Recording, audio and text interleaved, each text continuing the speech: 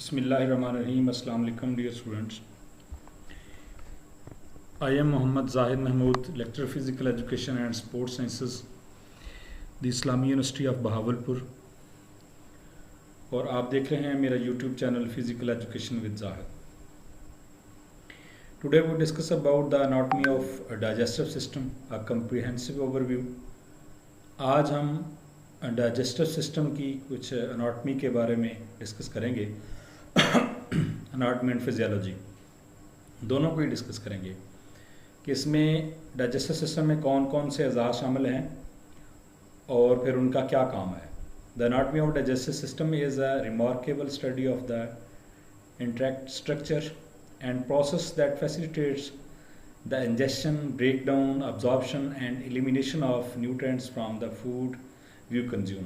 तो यानी ये डाइजेस्टिव सिस्टम जो है आपके कम्प्लेक्स जो कार्बोहाइड्रेट्स हैं इनके ब्रेकडाउन का, इनका फिर ख़ुराक का जुज़्व बदन बदलना, अब्जॉर्प्शन और फिर एलिमिनेट ऑफ न्यूट्रिएंट्स और फिर गैर ज़रूरी जो मादे हैं उनका जिस्म से अखराज इस निज़ाम के ज़ेर असर होता है. This system involve the series of specialised organs that tissues working in the harmony to extract essential nutrients while disposing of waste products. तो यानी इसमें सिस्टम में सीरीज़ ऑफ स्पेशलाइज्ड ऑर्गन्स, यानी पहले हाथ काम करते हैं, फिर मुंह है, फिर आपके आगे कह सकते हैं कि खुराक की नाली है, फिर मैदा है, फिर छोटी आंत है, फिर बड़ी आंत है. तो ये सारी की सारी चीज़ें वन बाय वन अपने टाइम पर जो है वो अपना काम करती हैं. इससे जो आप जो खुराक लेते हैं उससे फिर न्यूट्रिएंट्स जो हैं वो बज़रिया खून आपकी बॉडी को मुहैया कर दिए जाते हैं और जो गैर ज़रूरी मादे हैं, वेस्टेज है, उसको बाहर फेंक दिया जाता है. Understanding the anatomy of the digestive system are vital for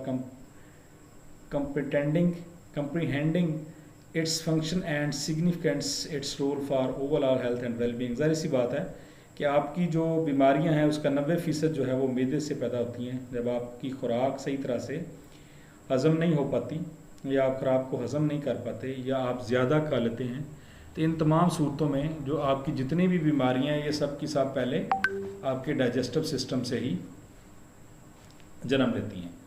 अगर ये सिस्टम सही तरीके से काम करता है तो आप फिर बहुत कम बीमारियों का शिकार होंगे आप. अब the key components of the digestive system, number 1 पे आ जाता है आपका mouth. The digestive system journey begin with the oral cavity. आपके मुंह के अंदर जो कैविटी है वहाँ से शुरू होता है. Where the mechanical and chemical digestion takes place. यहाँ पे मैकेनिकल केमिकल से मुराद यह है कि आपके जो एंजाइम मुंह के अंदर से खारिज होते हैं, जो सलाइवा होता है आपके जो भी आप चीज़ खाते हैं, लुकमा खाते हैं, उसके साथ अटैच होता है वो.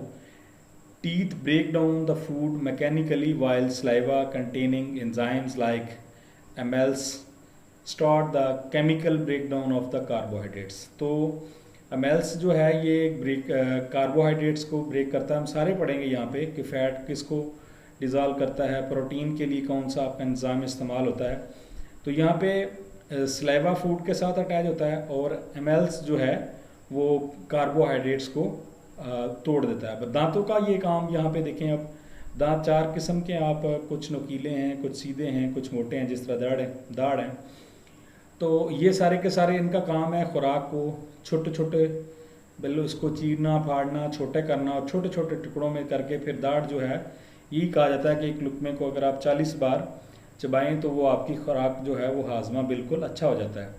और जब ये यही काम हम दांतों वाला काम दांतों से नहीं लेते और फिर ये काम मैदे को करना पड़ता है, तो ऐसी सूरत में फिर बहुत सी बीमारियां जन्म लेती हैं.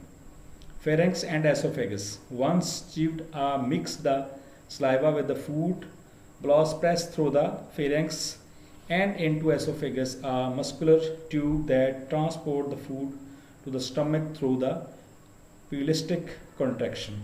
तो यहाँ पे जो फेरेंक्स है और एसोफेगस है ये खुराक की नाली है फेरेंक्स. तो इसके ज़रिए से जो मुंह के अंदर जो चबाया हुआ आपका खाना होता है या फूड होता है, कोई भी चीज़, फ्रूट कह लें, रोटी कह लें सॉरी, तो फिर ये आपको मैदे की नाली के ज़रिए से, एसोफेगस के ज़रिए थे आपके मैदे की तरफ धकेला जाता है, भेजा जाता है. Stomach. The stomach is a muscular organ that further breaks down the food using mechanical churning and chemical digestions. यहाँ मैदा क्या काम करता है, ये खुराक को मज़ीद इसकी तोड़ फोड़ करता है। किससे? चर्निंग। चर्निंग ये है कि आपकी जो खुराक है वो मैदे में जैसे वो चलती है, घूमती है, यानी वो जैसे जो भी बड़े पीसेस होते हैं फिर वो छोटे छोटे में तकसीम होते हैं, तो इसको चर्निंग का अमल कहते हैं। Gastric juice including hydrochloric acid and pepsin digest protein forming a semi liquid mixture known as chyme. तो यानी यहाँ पे गैस्ट्रिक जूस जो है वो मैदा खारिज करता है, वो उस खुराक के साथ शामिल होता है जो कि जिसमें क्लोरिक एसिड होता है और पेप्सियन जो कि प्रोटीन के जो आपकी डाइजेशन है उसके अमल में ज़रूरी होता है, जो प्रोटीन की आपको तोड़ फोड़ करके उसको काबिले इस्तेमाल बनाता है, ये मैदे से खुराक को मिलता है। Small intestine, the majority of the digestion and neutral absorption occurs in the small intestines. Its three segments, the duodenum, jejunum and ileum, receive chyme from the stomach. Stomach के जरिए जो मिक्सचर खुराक का वो आता है वो छोटी आंत के ज़रिए से। छोटी आंत के 3 हिस्से हैं, पहले वाले हिस्से को जेजुनियम बोलते हैं, दूसरे वाले हिस्से को ड्यूडेनियम बोलते हैं और आखिरी वाला जो उसका हिस्सा है उसको इलियम बोलते हैं। Here bile from the liver and enzyme from the pancreas aid in a breakdown. यहाँ पे क्या होता है, छोटी क्या आंत के अंदर जो बाइल है लिवर के अंदर से जो एंजाइम खारिज होता है, बाइल जिसको सफरा बोलते हैं, वो शामिल हो जाता है। और पैंक्रीज जो है आपका जो पित्ता है और जिसके फंक्शन ना करने की वजह से डायबिटीज़ का जो पेशेंट हो जाता है इंसान, शुगर का जिसको कहते हैं डायबिटीज़, तो फिर ये pancreas aid a break down nutrients which are the absorb into the blood stream through the intestine walls. तो फिर ये जो आपका पैंक्रीज है ये भी इसमें खारिज करता है, एंजाइम खारिज करता है, जिसकी वजह से वो जो आपकी खुराक है वो छोटे छोटे मज़ीद पीसेस में तकसीम हो जाती है, यानी वो आहिस्ता आहिस्ता इस काबिल हो जाती है कि उसको हज़म किया जा सके। और आपको यहाँ ये भी बताता चलूँ कि सबसे ज़्यादा जो डाइजेशन का अमल है वो स्मॉल इंटेस्टाइन के अंदर ही होता है। आगे जी large intestine. The large intestine consisting of caecum, colon and rectum. इसके भी 3 हिस्से हैं, सबसे वाला क्यूक्यम है, दरमियान वाला कोलॉन और एंड पे रेक्टम है जहाँ से फाजिल मादे जो खारिज होते हैं। And anal canal primary absorb the water and electrolytes. जो एनल कैनाल है वो इलेक्ट्रोलाइट्स को और पानी वगैरह को जज़ब करती है from the injection food residents forming faces. It also host a complex ecosystem of guts microbiota that plays a crucial role in the digestion and overall health। यानी इसका बड़ा अहम किरदार है आपकी ओवरऑल हेल्थ में, डाइजेशन में, जो कि एक कम्प्लेक्स इकोसिस्टम के तहत काम करती है। Liver has a multiple function including the production of bile and digestion fluid that emulsifies fats and deoxification of the various substance. It also plays a role of the metabolized nutrients and strong glycogen। तो liver जो है वो एक enzyme पैदा करता है जिसको हम पहले पढ़ चुके हैं, वो बाइल है। तो बाइल क्या करता है, ये जो फैट्स वगैरह को उसकी डिटॉक्सिफिकेशन के लिए, उसको उसकी तोड़ फोड़ के लिए वो काम करता है। Gallbladder store concentrate bile products by the liver. यानी कि जो लिवर से बाइल आता है वो गॉल ब्लैडर के अंदर स्टोर होता है। When needed it release bile into a small intestine to aid and digest and absorb of fats. तो पहले हम पढ़ चुके हैं कि जो बाइल है वो जो फैट की डाइजेशन के लिए इस्तेमाल होता है और फिर गॉल ब्लैडर के अंदर स्टोर होता है। वहाँ से फिर वक्त ज़रूरत जो है वो उसको थोड़ा थोड़ा जो है वो स्मॉल इंटेस्टाइन के अंदर जो है गॉल ब्लैडर इसको छोड़ता है, जिसकी वजह से जो फैट की डाइजेशन होती है। द गॉल ब्लैडर स्टोर्स, ये पढ़ चुके हैं। उसके बाद जी pancreas. The pancreas serves a dual role as an endocrine gland producing hormones like insulin and an exocrine glands producing digestive enzyme that are released into a small intestine to break down carbohydrates, protein and fats. अब यहाँ पे ये भी आप समझ लें कि endocrine gland क्या हैं और एक्सोक्राइन ग्लैंड क्या है? एंडोक्राइन ग्लैंड्स वो हैं जो अपनी रतूबतें खून के अंदर छोड़ते हैं, उनको एंडोक्राइन ग्लैंड कहते हैं, और जो खून के अंदर नहीं छोड़ते उनको एक्सोक्राइन ग्लैंड कहते हैं। तो यहाँ पे जो पैंक्रीज है ये एंडोक्राइन भी है और एक्सोक्राइन भी है। वो कैसे? एंडोक्राइन इस तरह है कि वो इंसुलिन की मकदार जो है वो खून के अंदर अपना ये यहाँ पे हार्मोन जो है वो प्रोड्यूस करता है, जैसे इंसुलिन है। इंसुलिन का क्या काम है? जब आपके बॉडी के अंदर जो ग्लूकोज की मकदार है उसको एक ख़ास तवाज़ुन में रखती है। तो अगर ये इसकी मकदार तवाज़ुन ना हो, यानी मुनासिब मकदार में इंसुलिन पैदा ना करे, तो फिर ग्लूकोज की मकदार बढ़ जाती है, जिसकी वजह से शुगर हो जाती है। तो यानी फिर इंसुलिन बाज़ का तो आपको पता है कि जो टाइप 2 डायबिटीज़ के मरीज़ होते हैं वो इंसुलिन का इस्तेमाल करते हैं। तो ये यानी कि डबल काम है इसका, डाइजेशन में भी और बाकी में भी। तो आगे है जी सिग्निफिकेंस एंड क्लिनिकल इम्प्लीकेशंस, मतलब इस डाइजेशन सिस्टम की अहमियत क्या है और क्लिनिकल इम्प्लीकेशन क्या है हमारी बॉडी के ऊपर। A thorough understanding of the anatomy of the digestive system is crucial for healthcare professionals, educators, and individuals seeking maintenance their health.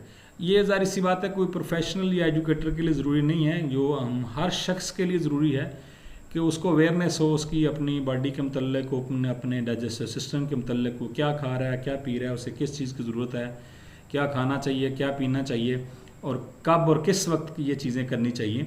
तो ये हर इंसान की बुनियादी ज़रूरत है, क्योंकि हेल्थ इज़ वेल्थ, तंदुरुस्ती हज़ार नेमत है। ये ज़रूरी नहीं है कि ये चीज़ों का सिर्फ डॉक्टर को ही पता हो, हम आम आदमी को पता नहीं होना चाहिए।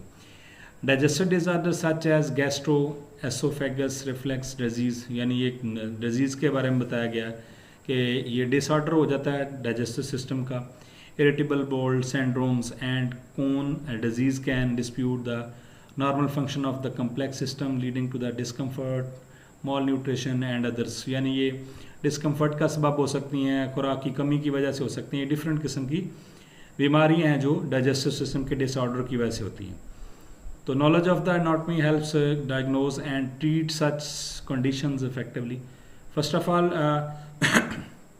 डॉक्टर तो डाइजेस्ट करेगा ही, डायग्नोज करेगा ही, लेकिन आपको ख़ुद को भी पता होना चाहिए कि किन चीज़ों का इस्तेमाल कैसे करना है। तो ऐसी सूरत में ये जो अगर आप इन चीज़ों को समझेंगे तो काफ़ी हद तक आपको आसानी होगी कि कौन सी आपने खुराक लेनी है और कौन सी नहीं लेनी। Furthermore, the digestive system is interactively linked to the other bodily system, influencing immune functions, hormones regulations, and even neurological health throughout the gut-brain connection. यानी इंसानी जिस्म जो पूरे का पूरा है, अगर उसके किसी एक सिस्टम के एक ऑर्गन में भी मसला है ना, तो वो पूरी की पूरी बॉडी फील करती है।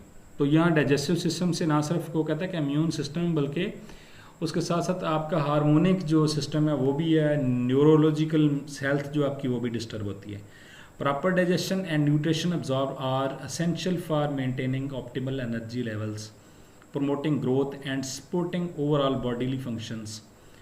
तो यानी कि प्रॉपर जो डाइजेशन है न्यूट्रिएंट्स की, उस अब्जॉर्बेशन है, वो आपके जिस्म को ऑप्टिमल लेवल जो एनर्जी का चाहिए उसके लिए एसेंशियल है ये, यानी ये बहुत ज़्यादा ज़रूरी है। जब तक आपके हाजमे का निज़ाम दुरुस्त नहीं होगा तो आपको एनर्जी नहीं मिलेगी। अब एनर्जी नहीं मिलेगी तो कोई भी बॉडी सिस्टम जो है आपका, क्या लें, सर्कुलेटरी सिस्टम है, रेस्पिरेटरी सिस्टम है, वो बाकी सारे के सारे सिस्टम जो है वो प्रॉपर तरीके से वो काम नहीं करेंगे। चलते तो वो रहेंगे, सर्वाइवल तो रहेगा जब तक ज़िंदगी है, लेकिन वो प्रॉपर तरीके से काम नहीं करेंगे। तो इसलिए इस सिस्टम का जानना भी हमारे लिए ज़रूरी है।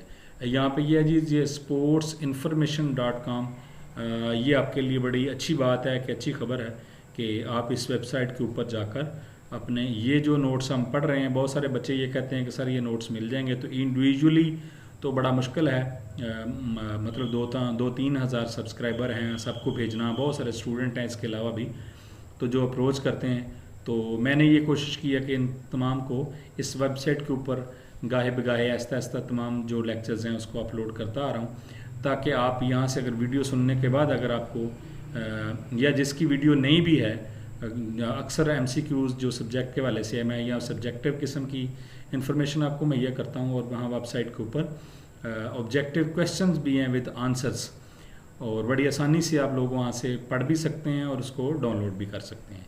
तो इसको चैनल को सब्सक्राइब करें, शेयर करें और इस वेबसाइट के ऊपर जाएं, अपना जो भी आपको डाटा चाहिए वहाँ पे मौजूद होगा। तब तक के लिए अल्लाह हाफ़िज़, अस्सलाम वालेकुम।